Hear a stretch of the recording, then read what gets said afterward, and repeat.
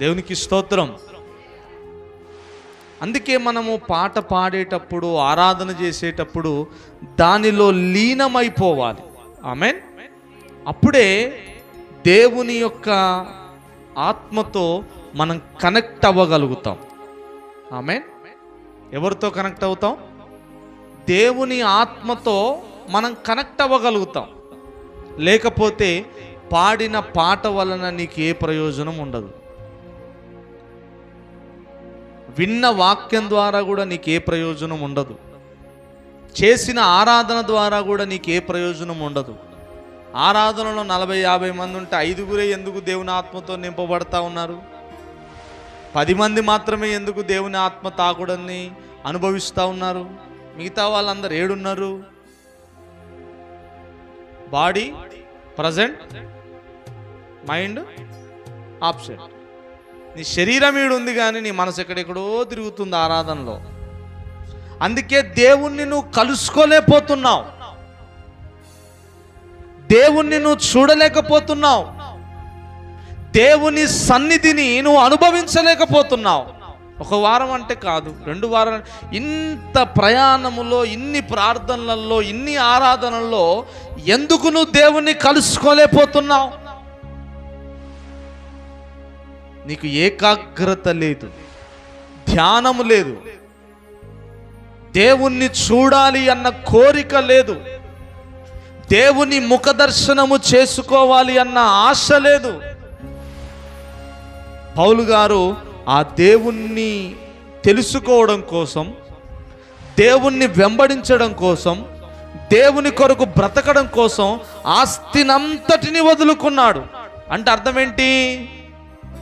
ఇవన్నీ ఈరోజు ఉంటాయి, రేపు లయమైపోతాయి, కానీ కోటి సూర్య కాంతులను మించిన తేజోమయుడు నా దేవుడు, ఎవరు సమీపింపరాని మహిమలో ఉండేవాడు నా దేవుడు, ఆదియు అంతము లేనివాడు నా దేవుడు.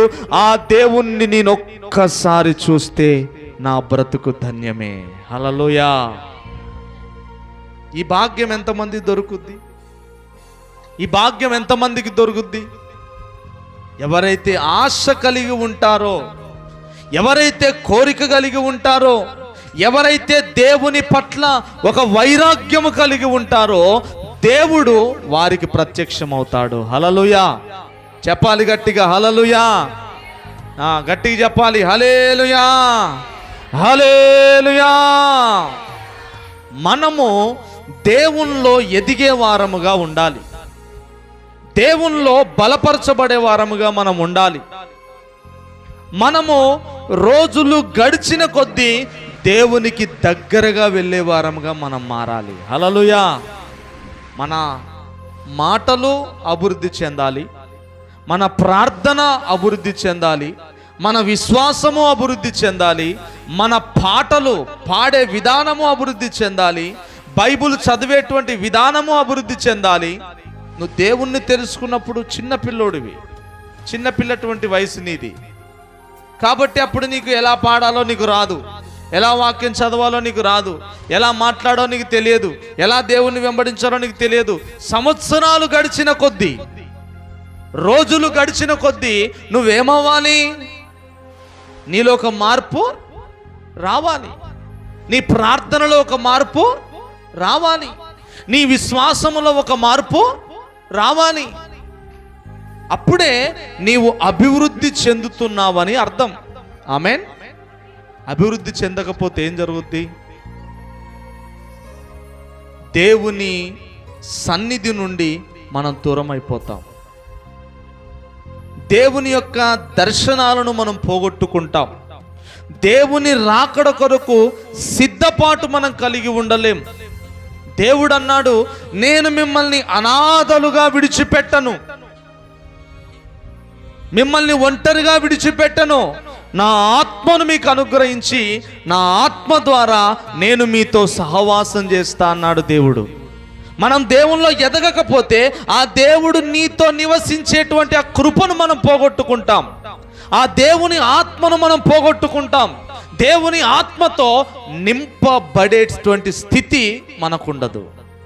అప్పుడు ఏమైపోద్ది? మన జీవితము ఉప్పగా ఉన్న జీవితము, రుచి లేనటువంటి జీవితము, ఇతరులు నిన్ను చూచి సంతోషించలేనటువంటి జీవితము, నిన్ను బట్టి నీ కుటుంబ సభ్యులు మార్పు చెందలేనటువంటి జీవితము. ఎందుకు?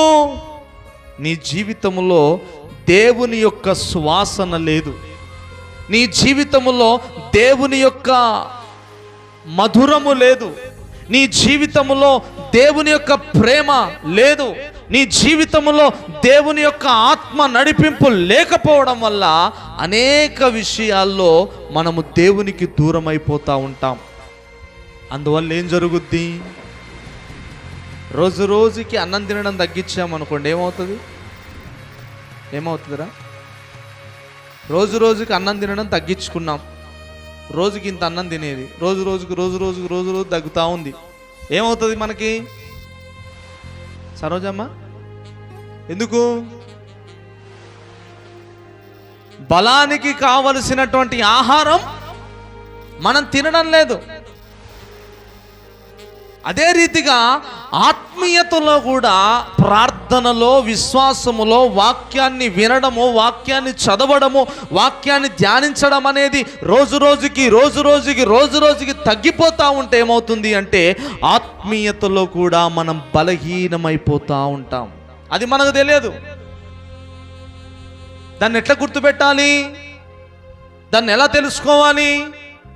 ఎప్పుడైతే ఆత్మీయతలో నువ్వు సన్నగిల్లుతావో, ఆత్మీయతలో బలహీనమైపోతావో, సాతానుడు నిన్ను కదిలించడం మొదలు పెడతాడు, సాతానుడు నిన్ను భయపెట్టడం మొదలు పెడతాడు, సాతానుడు నీ కుటుంబములో చికాకులు, గొడవలు, మనస్పర్ధలు పెడతాడు, సాతానుడు నీ శరీరములో అనారోగ్యాన్ని పెడతాడు, సాతానుడు అనేక రకాలుగా నిన్ను ఇబ్బంది పెడతా ఉంటాడు. అది నువ్వు గుర్తుపట్టాలి. నేను ఆత్మీయతలో బలహీనంగా ఉన్నాను గనక ఈ శోధనలన్నీ కూడా నేను ఎదుర్కొంటున్నా,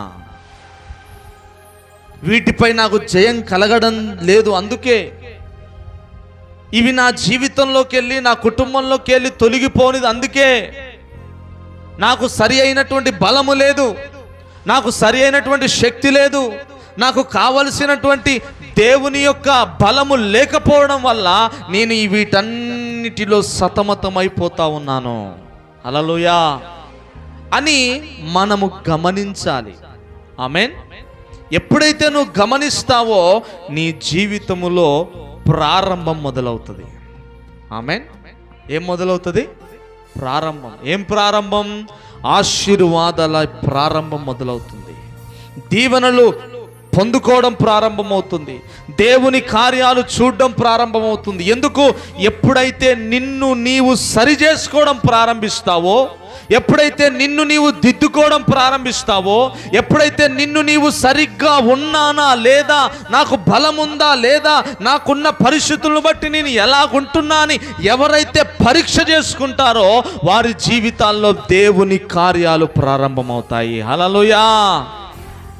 అలా పరీక్ష చేసుకోకుండా శోధనలు వస్తున్నాయి, ఇరుకులు వస్తున్నాయి, అనారోగ్యాలు వస్తున్నాయి, ప్రార్థన చేసుకుంటా వెళ్ళిపోతా,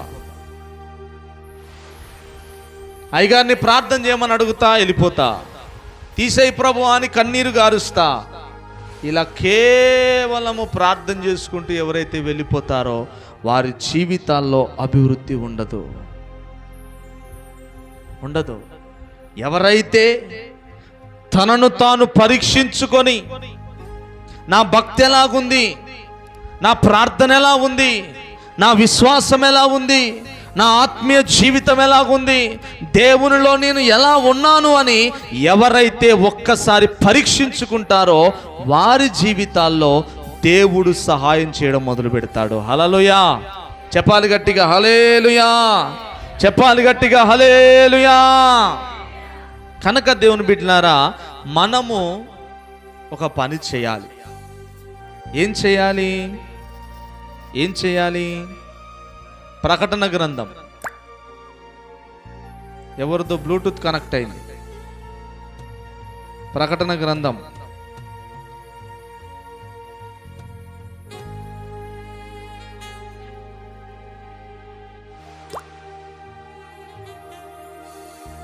3వ అధ్యాయము 11వ వచనం ఎవరైనా చదవండి.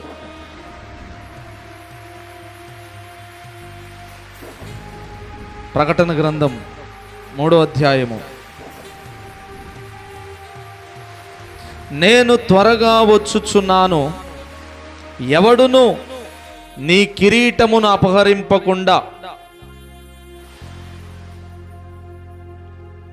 అపహరింపకుండునట్లు నీకు కలిగిన దానిని గట్టిగా పట్టుకొనుము. దేవునికి స్తోత్రం. చెప్పాలి గట్టిగా హల్లెలూయా. ఇప్పుడు వాతావరణం ఎలా ఉందంటే వినేటువంటి మూడు లేదు.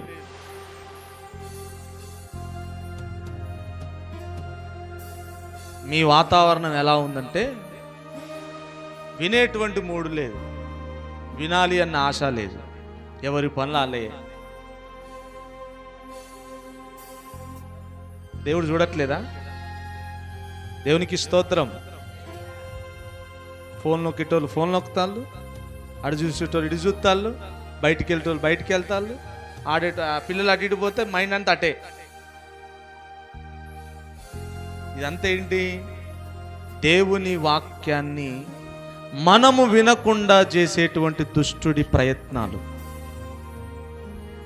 వినకపోవడం వల్ల నీకేం పోతుంది? బలం పోతుంది, ఆహారం పోతుంది. అప్పుడు ఏమైపోతావు? నువ్వు ఆత్మీయంగా బలహీనమైపోతావు. ఇది సాతానుడు కుట్ర. దేవునికి స్తోత్రం. చెప్పాలి గట్టిగా హల్లెలూయా. వాక్యాన్ని మనం చదువుకున్నాం. నీకు కలిగిన దానిని గట్టిగా పట్టుకోవాలి. ఆమేన్. ఏం చేయాలి? గట్టిగా పట్టుకోవాలి. దేన్ని పట్టుకోవాలి? నీకు కలిగిన దానిని, నీకున్న దాన్ని, దేవుడు నీకిచ్చిన దాన్ని, దేవుడు నీకిచ్చిన కృపను మనము పోగొట్టుకోకూడదు, విడిచిపెట్టకూడదు. దానికి దూరముగా వెళ్ళకుండా దానిని గట్టిగా పట్టుకుంటే, ఎందుకు గట్టిగా పట్టుకోమంటున్నాడు? దాన్ని దొంగలించేటువంటి అవకాశాలు ఉన్నాయి అని దాని అర్థం. నీకు కలిగిన దానిని ఎవడు అపహరింపకుండునట్లు, అంటే దొంగలించకుండునట్లు, దోచుకోకుండునట్లు, నిన్ను మృంగివేయకుండునట్లు, నిన్ను నాశనము చేయకుండునట్లు నీకు కలిగిన దానిని నువ్వు గట్టిగా పట్టుకోవాలి. హల్లెలూయా. ఎప్పటి వరకు పట్టుకోవాలి? అంతము వరకు. అంతము వరకు. ఎప్పుడైతే గట్టిగా నువ్వు పట్టుకుంటావో నేను నీకు జీవ కిరీటాన్ని ఇస్తాను. హల్లెలూయా. చెప్పాలి గట్టిగా హల్లెలూయా. ఏమిస్తాడట దేవుడు? మనకి జీవ కిరీటం ఇస్తాడట. గట్టిగా మనము దాన్ని పట్టుకోవాలి. హల్లెలూయా. చెప్పాలి గట్టిగా హల్లెలూయా. గట్టిగా పట్టుకోవాలి అంటే దాన్ని కాపాడుకోవాలి. పట్టుకోవడం అంటే అర్థం ఏంటి? కాపాడుకోవాలి, జాగ్రత్త వహించాలి. జాగ్రత్త లేనోడికి ఏదైనా వస్తువు ఇస్తే ఉంటుందండి? ఏముండదు. గట్టిగా పట్టుకోవాలి, కాపాడుకోవాలి అన్న ఆలోచన, శ్రద్ధ ఏమీ లేనోడికి మనం ఏమని ఇస్తే వాడు దాన్ని కాపాడుకోలేడు.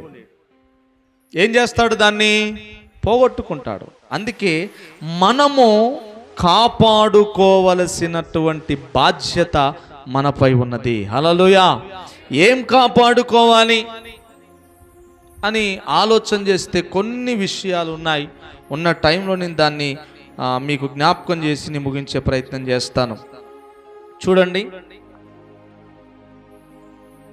సామెతల గ్రంథము 7వ అధ్యాయము 2వ వచనం.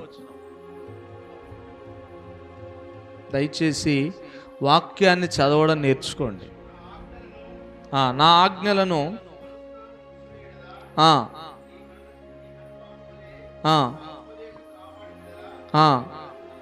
చాలు. దేవుడు ఏమన్నాడు వినండి. వాక్యం రిఫరెన్స్ చెప్పినప్పుడు ఎవరు పేజీలు తిరిగేరు, కానీ మొత్తం ఎవరొకరు చదివిన తర్వాత అప్పుడు తిప్పుతూ ఉంటారు. ఏంటవి? అబ్బాయికి అసలు ఇప్పుడు ఈ పేజీలు తిరిగేసి నేను మొత్తం చరిత్ర తిరగరాసేయాలన్నట్టు పెద్ద పని పెట్టుకొని తిరిగేస్తూ ఉంటారు. అది కూడా ఒక సాతాను కుట్ర తెలుసా అండి. వాక్యము రిఫరెన్స్ చదవడం అయిపోయిందా, మళ్ళా తలలెత్తి వాక్యం వైపు చూడాలి. వాక్యం చదివేటప్పుడే వాక్యం చూడాలి. వాక్యం చదివేటప్పుడు వాక్యాన్ని చూసేటువంటి స్పీడ్ నీ దగ్గర లేకపోతే దాన్ని రాసుకో, ఇంటికి వెళ్ళినాక ప్రశాంతంగా తీసి చూసుకో. హల్లెలూయా. నువ్వు మనసు కిందికి పెట్టి తల కిందికి పెట్టి ఏకాగ్రతను పోగొట్టుకుంటే వాక్యం మీద నీ దృష్టి పెట్టలేవు. అందుకే మనము వాక్యం వినేటప్పుడు బైబిల్లో రాయబడిన జాగ్రత్త, మీరేమి వినుచున్నారో జాగ్రత్తగా చూచుకునేడు అన్నాడు. హల్లెలూయా. చెప్పాలి గట్టిగా హల్లెలూయా. మొదటిది మనం ఏం కాపాడుకోవాలట? దేవుని ఉపదేశాన్ని కాపాడుకోవాలి. ఆమేనండి అందరూ. దేన్ని కాపాడుకోవాలా? దేవుని ఉపదేశమును కాపాడుకోవాలి. ఇప్పుడు వాక్యం చెప్తా ఉన్నాడు,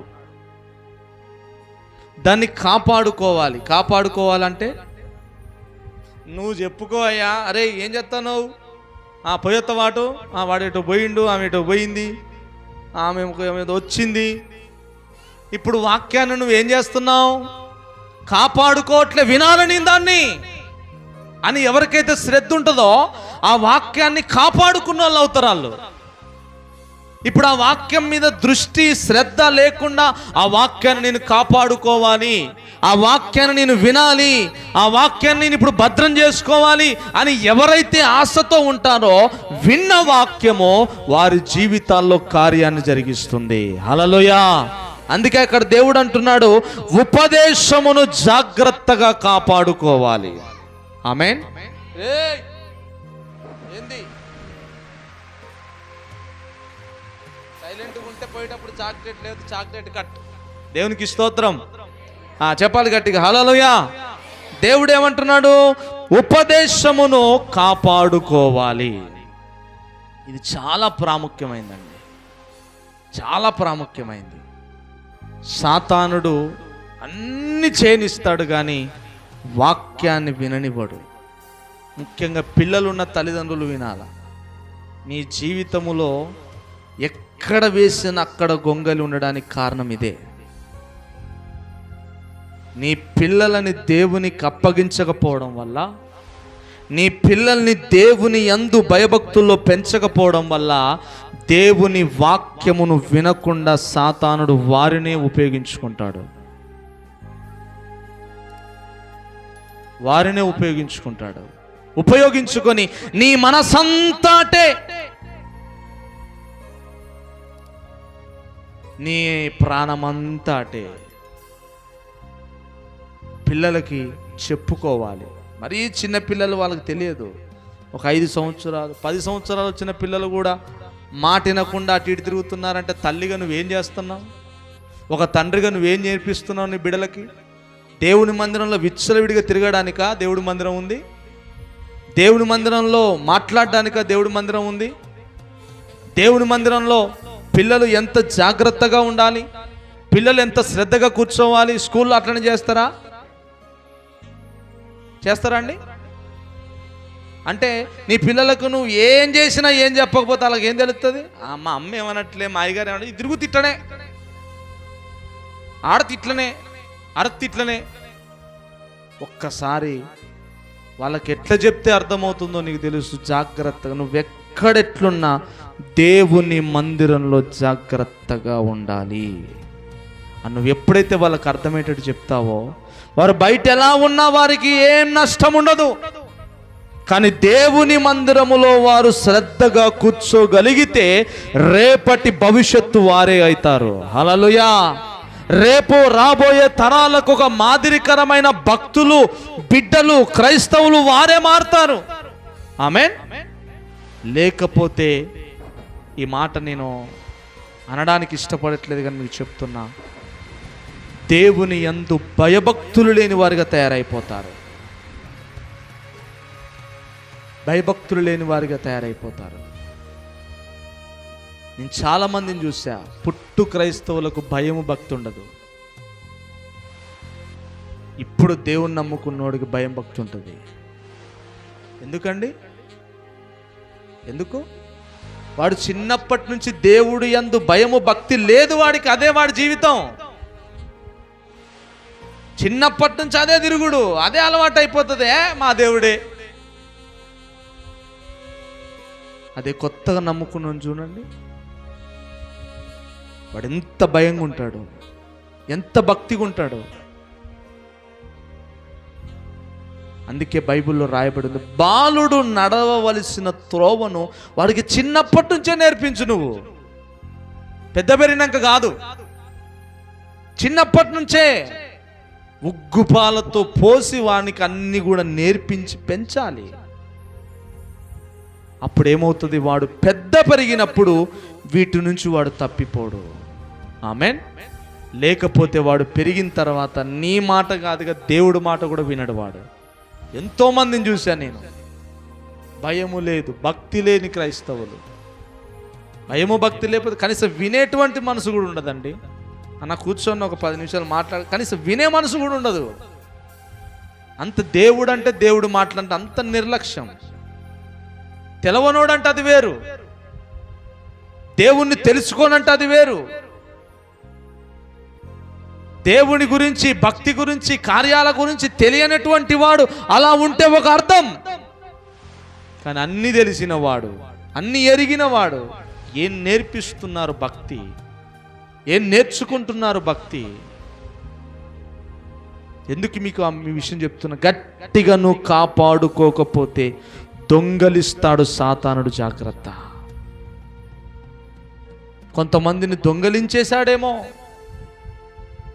నీ ప్రార్థన జీవితాన్ని దొంగలించేశాడేమో, నీ విశ్వాస జీవితాన్ని దొంగలించేశాడేమో, ఒక పాటలు పాడే కృపను దొంగలించాడేమో, దేవుని కొరకు పనిచేసే ఆసక్తిని దొంగలించాడేమో, నీకు ఇచ్చిన తలాంతును దొంగలించాడేమో. గట్టిగా నువ్వు పట్టుకోకపోతే పోతుంది.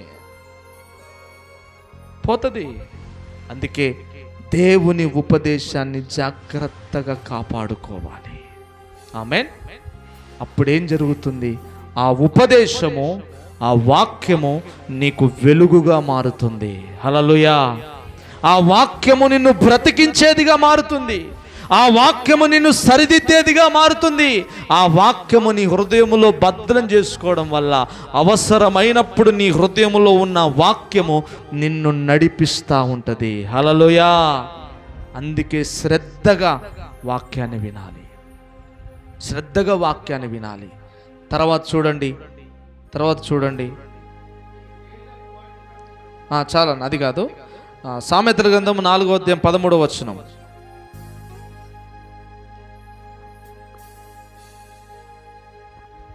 తర్వాత బైబిల్ ఉన్నవారు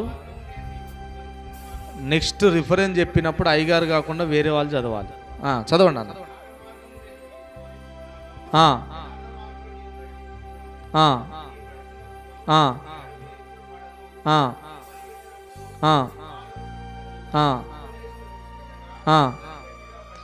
చాలండి, దేవునికి స్తోత్రం. ఏం చేయాలట? ఉపదేశమును విడిచిపెట్టక గట్టిగా దాన్ని పట్టుకోవాలి. ఆమె గట్టిగా పట్టుకోవడం అంటే అర్థం ఏంటండి? విన్న వాక్యాన్ని నీ హృదయంలో గుర్తుపెట్టుకోవాలి, హృదయంలో పదిలపరుచుకోవాలి. అప్పుడేమవుతుంది? నీ అడుగులు త్రొట్టిల్లవు, నీ జీవితము కదిల్చబడదు. వాక్యము నిన్ను నిలబెడుతుంది, వాక్యము నిన్ను ధైర్యపరుస్తుంది, వాక్యము నిన్ను వెలుగు మార్గంలోకి నడిపిస్తుంది. దాన్ని గట్టిగా ఎవరైతే పట్టుకుంటారో బైబిల్లో రాయబడి ఉంది, వారిని వాక్యము సర్వ సత్యములోనికి నడిపిస్తుంది. హల్లెలూయా. అందుకే అక్కడ అంటున్నాడు, గట్టిగా పట్టుకో, గట్టిగా పట్టుకో. ఉన్న గంట సేపు స్టిట్టుగుండు. దేవుని సన్నిధిలో ఉన్న 2 గంటలు అన్ని పక్కన పెట్టు. గట్టిగా పట్టుకోవడం అంటే అర్థం ఏంటంటే అది బయట ఉన్నప్పుడు, పనుల్లో ఉన్నప్పుడు, టెన్షన్లలో ఉన్నప్పుడు, ఏదైనా ఆలోచనలో ఉన్నప్పుడు అన్నీ చేయలేం. దేవుని మందిరంలో ఉన్నప్పుడైనా ఆ కొద్దిసేపైనా దాన్ని శ్రద్ధతో, భయముతో, ఎంతో ఆశతో ఆ వాక్యాన్ని నువ్వు గనక నేర్చుకోగలిగితే, దాన్ని హృదయంలో పదిలపరుచుకోగలిగితే అది నిన్ను నడిపిస్తుంది. ఆమేన్. అది నీ కష్టకాలములో నిన్ను ఆదుకుంటుంది.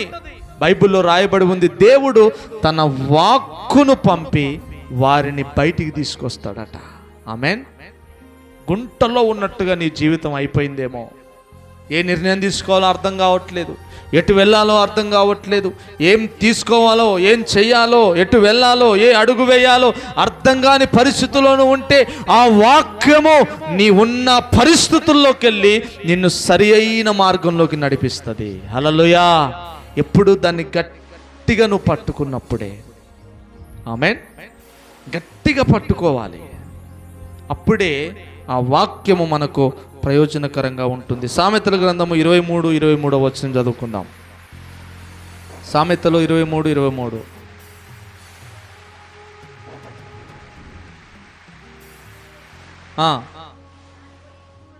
బా, ఎంత మంచి మాట అండి. సత్యాన్ని అమ్మివేయక, అంటే వాక్యాన్ని అమ్మివేయక. వాక్యాన్ని అమ్మడం అంటే, వాక్యాన్ని నమ్మడం అంటే ఇది సేవకులు చెప్పే మాట, కానీ మీకు చెప్తున్నా. యేసు ప్రభు దగ్గరికి కొంతమంది వచ్చారు. వచ్చిన వాళ్ళల్లో ఒక 10 మంది ఉన్నారనుకోండి. ఆ 10 మందిలో 2 శ్రద్ధగా వింటా ఉన్నారు. ఎంతమంది? 2. 8 మంది వినట్లే. యేసుప్రభు ఏం చేశారే, మీరిద్దరు వెనక్కి రండిరా అన్నాడు. మీరు ఇక్కడే ఉండండి అని ఆ 8 మందిని పంపించేశాడు. అదేంటి ప్రభువా, అందరం వినడానికే వచ్చాంగా, అందరం నువ్వు బోధిస్తావని వచ్చాం కదా, మా ఇద్దరినే ఉంచుకొని వాళ్ళని ఎందుకు పంపించావు అని అంటే, పందుల ఎదుట ముత్యాలు వేయొద్దు అన్నాడు. ఏమన్నాడు? పందుల ఎదుట ముత్యాలు వేస్తే ఏం ప్రయోజనం ఉండదు అంటే అర్థం ఏంటి? వాళ్ళను కూర్చోబెట్టి ఎన్ని గంటలు చెప్పినా ప్రయోజనం లేదు అందని అర్థం. వాళ్ళను కూర్చోబెట్టి ఎంత మంచి చెప్పినా, ఎంత వాక్యం బోధించినా, ఎంత అట్లుండాలి ఇట్లుండాలి అని ఏం చెప్పినా అది బుర్రకెక్కదు. అటువంటి వాళ్ళ ముందు చెప్పే కంటే పందుల ముందు పందులు వేయకుండా ఉండడం మంచిదిరా బాబు అని చెప్పాడు యేసయ్య. అంటే అర్థం ఏంటి?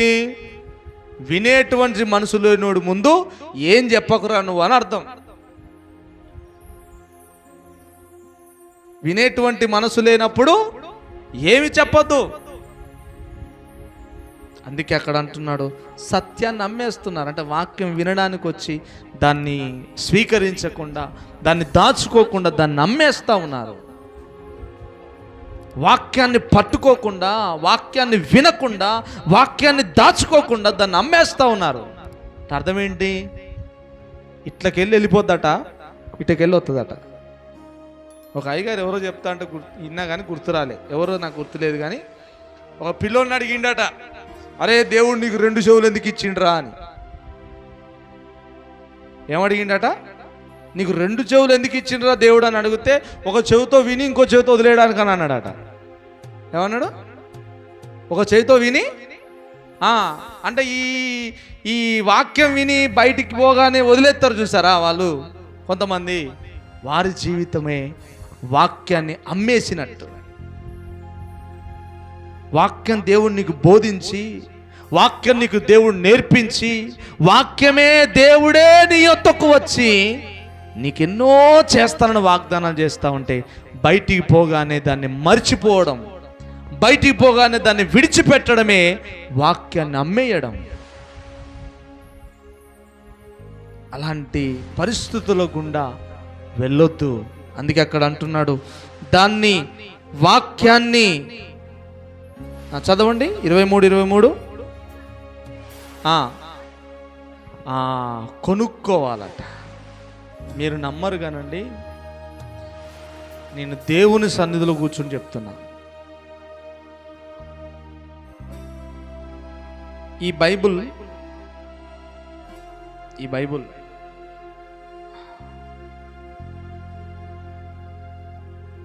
చాలామంది మినిమం ఒక 5వ క్లాస్ 6వ క్లాస్ చదివిన వారందరూ కూడా బైబుల్ని చదవగలుగుతారు. అవునా కదండి? చదవగలుగుతారా లేదా? కానీ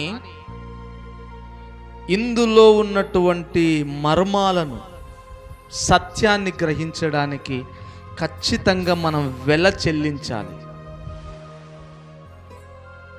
అంటే అది నీకు ఊరికే రాదు. నీ అంతట నువ్వు చదివితే నీకు అది అర్థం కాదు. నీ అంతట నువ్వు చదువు, జ్ఞానము, తెలివితో నాకు బైబుల్ ఉందిగా, నేను నేర్చుకుంటా, నేను తెలుసుకుంటా, నాకుంది అని అనుకుంటే రాదు. అందుకే అంటున్నాడు, దాన్ని కొనుక్కొని దాచిపెట్టుకో. ఫ్రీగా వచ్చిన దానికి విలువ ఎవరైనా ఇస్తారండి? 10 రూపాయల పెన్ను నువ్వు కొనుక్కో, అది అయిపోయేదాకా రాస్తావు. ఎందుకు? నువ్వు కొన్నావు. అదే ఫ్రీగా ఇయ్యని 50 రూపాయల పెన్ను, ఇంకో పెన్ను ఉంటే దాన్ని పక్కన పడేస్తావు. ఎందుకు? నువ్వు కొనలేదాన్ని. వాక్యం కూడా అంతే.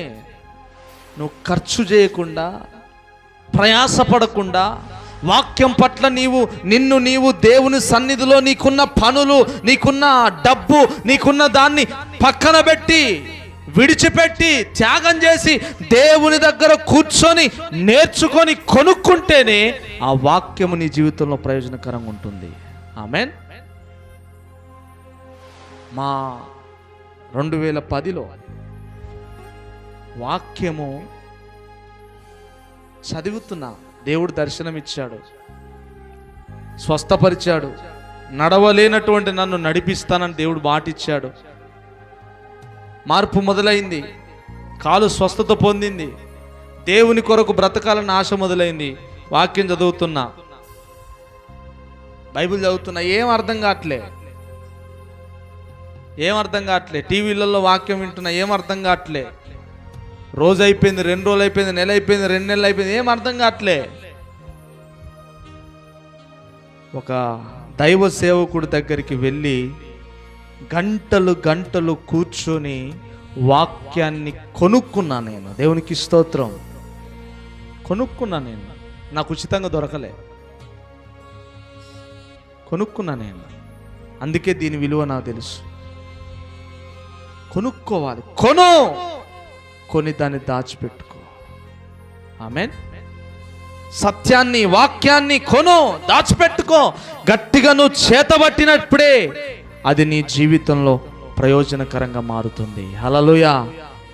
అలా కొనుక్కోవడం వల్ల, నాకున్న సమయాన్ని వెచ్చించడం వల్ల, నాకున్న యవ్వన ఆలోచనలు, యవ్వన కోరికలు, యవ్వన పనులన్నీ పక్కన పెట్టి, వాటన్నిటిని త్యాగం చేసి దేవుని వాక్యాన్ని నేర్చుకొని, దేవుని వాక్యాన్ని విని, దేవుని వాక్యాన్ని కొనుక్కొని దేవునిలో నిలబడడానికి అవకాశమైంది అది. హల్లెలూయా. ఏదో 2 మాటలు విన్నామా, వెళ్ళిపోతే దేవుని ఎదుట నిలబడ్డానికి ఈ బలం సరిపోద్దా నీకు? ఒక్కసారి అందరు నా వైపు చూడండి. దేవుని ముందు నువ్వు నిలబడతావు. ఒకరోజు ఆదివారము 1 అర్ధగంట 40 నిమిషాలు వాక్యం విని నువ్వు వెళ్ళిపోతున్నావు. ఈ బలము దేవుడు పరిశుద్ధుడు. గుర్తుపెట్టుకోండి, దేవుడు పరిశుద్ధుడు, దేవుడు మహిమ కలిగిన వాడు, దేవుడు జీవము కలిగిన వాడు, దేవుడు తీర్పు తీర్చేవాడు. ఆ దేవుని ముందు నువ్వు నిలబడ్డానికి ఈ బలము నీకు సరిపోద్దా? ప్రశ్న వేసుకో ఒక్కసారి. నిలబడతావు ఖచ్చితంగా, ఈ మాట గుర్తుపెట్టుకో. కానీ నిలబడే ధైర్యం నీకు ఉండాలి, నిలబడే బలం నీకు కావాలి, నిలబడే శక్తి నీకు కావాలి, ఆ దేవునిని ఎదుర్కొనేటువంటి ఆ కృప నీకు కావాలి. అంటే 30 నిమిషాలు 40 నిమిషాలు ఏదో వారంలో ఒక్కరోజు వాక్యం విని, ఆ వాక్యం వినడానికి కూడా 100 సార్లు తిరుగుతుంది తల.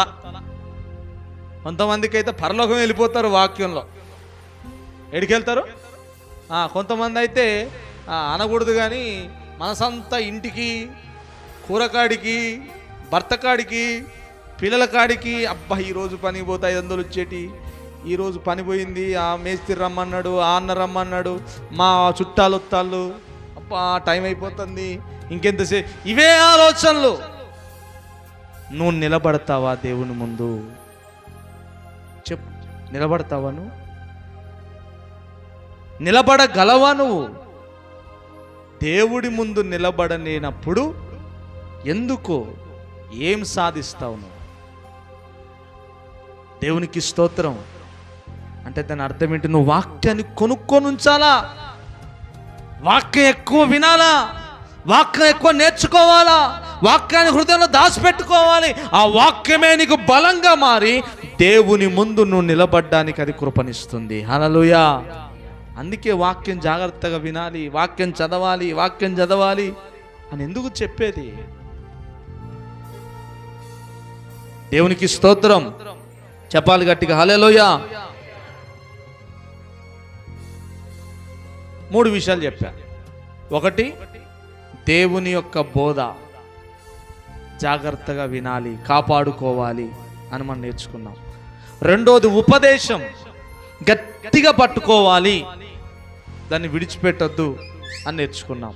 3, సత్యాన్ని అంటే వాక్యాన్ని కొనుక్కోవాలి. అంటే ఖర్చు చేసైనా, ఖర్చు పెట్టైనా వాక్యాన్ని విని, వాక్యాన్ని కొనుక్కొని దగ్గర పెట్టుకోవాలి అని నేర్చుకున్నాం. దేవునికి స్తోత్రం. మన సొంతంగా మనలో కొన్ని మనం కాపాడుకోవాల్సినవి ఉన్నాయి. దేవునికి స్తోత్రం. అవేంటో నేను 2 మాటలు చెప్పి నేను ముగిస్తా. సామెతల గ్రంథం 13:13. క్షమించండి, 13:3.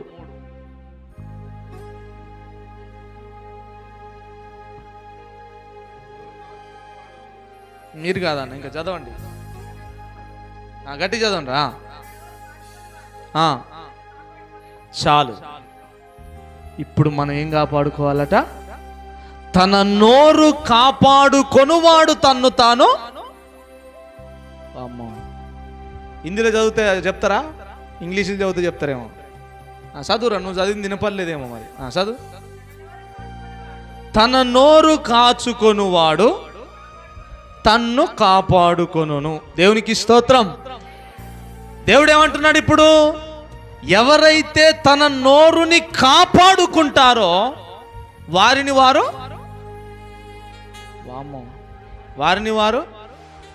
కాపాడుకుంటారు. అంటే ఇప్పుడు అర్థం ఏంటి? నీ నోరుని కాపాడుకోకపోతే నిన్ను నీవు కాపాడుకోలేవు. నోరు మంచిదైతే వాడి నోట్లో నోరు పెట్టడం కంటే మూసీ నదిలో నోరు పెట్టడం మంచిది. సామెత ఉంటుంది కానీ కొంతమంది చెప్తా ఉంటారు, అమ్మో ఆమెతో మాట్లాడడం కంటే అసలు మాట్లాడకుండా ఉండడం మంచిదనయ్యా. ఇప్పుడు ఏం మంచిది కాదు? నోరు మంచిది కాదు. నరం లేని నాలుకట ఇది. ఏం లేదు దీనికి, నరం లేదు దీనికి. ఆ నాలుక ఎగిసెగిసి పడుతుంది. దేనికి చాలా విషయాలు ఉన్నాయి, చెప్పడానికి టైం లేదు. కానీ నాలుక ద్వారా చాలా ప్రమాదం నీకు పొంచి ఉంటుంది. ఎదుటోడి పక్కన పెట్టు. దేవుడే తన నోరును కాపాడుకొనువాడు వాడిని వాడు కాపాడుకుంటాడు. ఆమేన్. ఇప్పుడు నీ నోరును నువ్వు కాపాడుకోకపోతే నిన్ను నీవు కాపాడుకోలేవు. అంతేగా. ఆ నోరుని ఎట్లా కాపాడుకుంటావో నీ ఇష్టం. నోరుని ఎట్లా అదుపులో పెట్టుకుంటావో నీ ఇష్టం. అదుపులో పెట్టుకోనంటావా, కాపాడుకోనంటావా, నష్టపోయేది నువ్వే, పోగొట్టుకునేది నీ జీవితాన్నే. హల్లెలూయా. చెప్పాలి గట్టిగా హల్లెలూయా. అందుకే మనం మాట్లాడే మాటలు జాగ్రత్తగా ఉండాలి.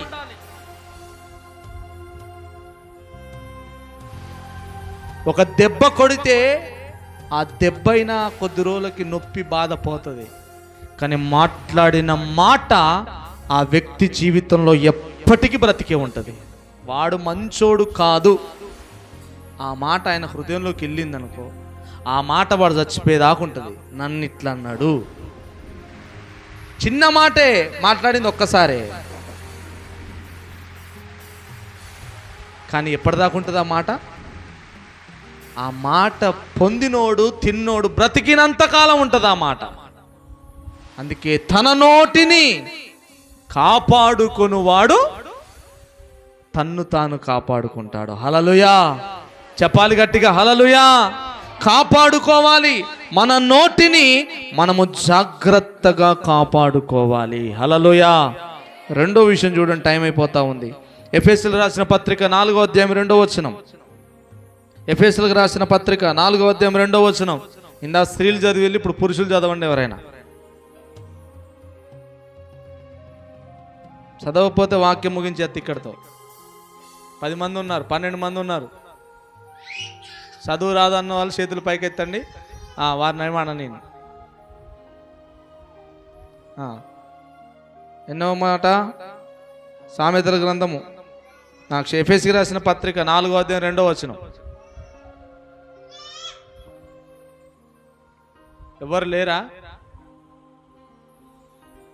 ఫోన్ చదువు ఒక్కసారికి. ఎఫెసీయులకు రాసిన పత్రిక 4వ అధ్యాయము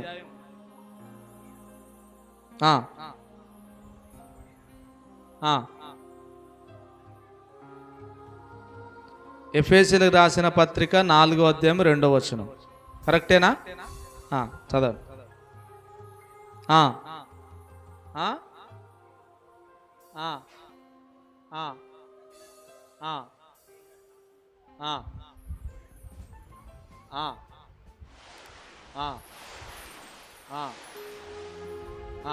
ఇంకా కిందికి.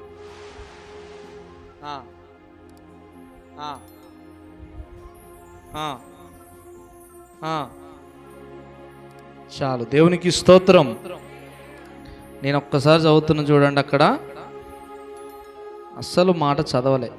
4వ అధ్యాయం 2వ వచనంలో సమాధానమును బంధము చేత ఆత్మ కలిగించు ఐక్యమును కాపాడుకొనుటయందు శ్రద్ధ కలిగిన వారై. మూడవ వచనం ప్రేమతో ఒకరినొకరు అనే మాట. 2వ వచనం ఏముందాడా? ఆత్మ కలిగించు ఐక్యమును కాపాడుకొనుటయందు శ్రద్ధ కలిగి ఉండాలి. హల్లెలూయా. మూడోది ఏంటో తెలుసండి? ఐక్యతగా ఉండడం నేర్చుకోవాలి. ఏం నేర్చుకోవాలి? నా దారి నాదే, నీ దారి మీ గ్రూప్ వేరు, మా గ్రూప్ వేరు, మీది వేరు, మాది వేరు, సంఘంలో కూడా. అందుకే మొన్న ఒక ఆయన ఫోన్ చేసి,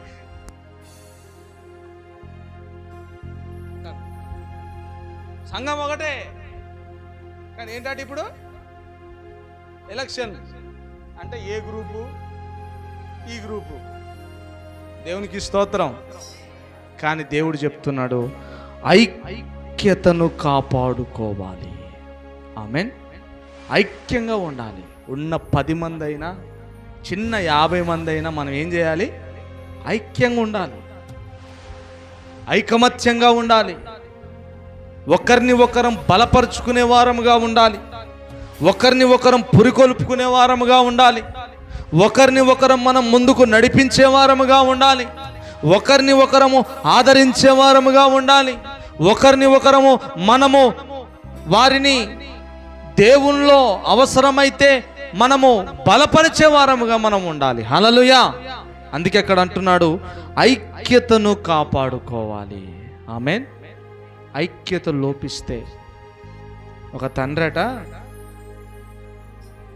పిల్లవాడిని పిలిచి, డాడీ నువ్వు నాకు పని అప్పు చెప్పావు కదా, నాకు ఫుల్ టాలెంట్ ఉంది. ఏముందట? ఫుల్ టాలెంట్ ఉంది, తెలివి ఉంది, నాకు ఏదైనా నేను ఒక్కనే చేస్తా డాడీ పని అన్నాడట. అరే అట్లా కాదురా, ఒక్కడి వల్ల కాదురా. లేదు డాడీ, నాకుంది జ్ఞానం, నాకుందా తెలివిని, ఒక్కనే చేస్తా అన్నాడట. అప్పుడు ఆ తండ్రికి ఒక ఆలోచన వచ్చింది. అరే బయటికి వెళ్ళి ఒక 10 కర్ర పుల్లలు పోయి పోరా అన్నాడు. ఓకే డాడీ అని పోయి 10 కర్ర పుల్లలు ఏరుకొచ్చాడు. ఏరుకొని వచ్చి ఒక కట్టను తీసుకోరా అంటే వాడు తీసుకున్నాడు. తీసుకొని దాన్ని ఇరగొట్టరా అన్నాడు. ఇరగొట్టరా అనేసరికి ఏమైంది, తక్కువ ఇరగొట్టాడు. అరే నీకు బాగానే బలం ఉందిరా, ఒక్కడే నువ్వు బండి పనులు చేస్తావురా అన్నాడు. అవును డాడీ, నేను ఏదైనా చేసేస్తా డాడీ అని పిల్లోడు చెప్తా ఉన్నాడు. అయితే నువ్వేం చేస్తావు అంటే 5 కర్రలు తీసుకో, 5 కర్రలు కలిపి ఒకటేసారి ఇరగొట్టినానా అన్నాడు. అంటే డాడీ నేను ఒక్కొక్కటి ఇరగొడతా డాడీ. ఏమన్నాడు, నీకు 5 కర్రలు ఇరగొట్టడం కావాలి కదా, నేను ఒక్కొక్కటి కాదు 5 కర్రలు కలిపి ఒకటేసారి ఇరగొట్టు అన్నాడట. ఈ 5 కర్రలు కలిపి ఇరగొడతా అంటే ఇరుగుతలేవు. 10 కర్రలు తీసుకొని ఇరగొట్టు అన్నాడు. 5 కర్రలే ఇరుగుతలేవు డాడీ, 10 కర్రలు ఎట్లా ఇరుగుతాయి అని ఆ పిల్లోడు అన్నాడట. 10 కర్రలు పట్టుకో ఇరగొట్టు అని అంటే ఎంత ప్రయత్నించినా ఎంత ట్రై చేసినా అది కొంచెం ఇంచు కూడా వంగట్లేదు. అప్పుడు ఆ తండ్రి చెప్పాడట, ఐక్యతగా ఉంటే బలహీనులు కూడా బలంగా కనబడతారు. హల్లెలూయా. ఒక్క కర్ర ఇరిగిపోయే బలహీనమైందే, కానీ దానికి తోడు ఒక 5 కర్రలు కలిస్తే ఏమవుతుంది, ఆ కర్ర కూడా బలంగా ఉంటుంది. హల్లెలూయా. సంఘము కూడా అంతే. ఇక్కడ అంటున్నాడు, ఐక్యత కలిగిన వారమై శ్రద్ధ కలిగిన వారముగా ఉండాలి. హల్లెలూయా. ఎప్పుడైతే మనం ఆ రీతిగా ఉంటామో దేవుని కార్యాలు మనం చూడగలుగుతాం, దేవుని మేలులు మనం పొందగలుగుతాం. అందుకే అక్కడ అంటున్నాడు, ఐక్యతను కాపాడుకోవడానికి శ్రద్ధ కలిగి ఉండాలి. ఆమేన్. ఐక్యంగా ఉండాలి. నీది నాది, నాది మీది వేరు, నాది వేరు అని మనము విభేదాలు పెట్టుకోకుండా, ఎవరిని మనం చునకనగా చేయకుండా, ఎవరిని మనం వేరు చేయకుండా అందరం ఐక్యత కలిగి ఎప్పుడైతే ఉంటామో సంఘములో క్షేమం ఉంటుంది. హల్లెలూయా. సంఘములో అభివృద్ధి ఉంటుంది, సంఘములో సంతోషం ఉంటుంది, సంఘములో ఎంతగానో మనకు ప్రోత్సాహముని మనం పొందగలుగుతాము. హల్లెలూయా. కనుక మనము నోరును కాపాడుకోవాలి, రెండోది ఐక్యతను మనం కాపాడుకోవాలి. ఎప్పుడైతే మనం ఆ రీతిగా ఉంటామో దేవుని కార్యాలు మనం చూడగలుగుతాం, దేవుని మేలును మనం పొందగలుగుతాం, దేవుని అద్భుతాలను మనం రుచి చూడగలుగుతాం. అట్టి కృప దేవుడు మనందరికీ అనుగ్రహించి నడిపించును గాక. ఆమేన్.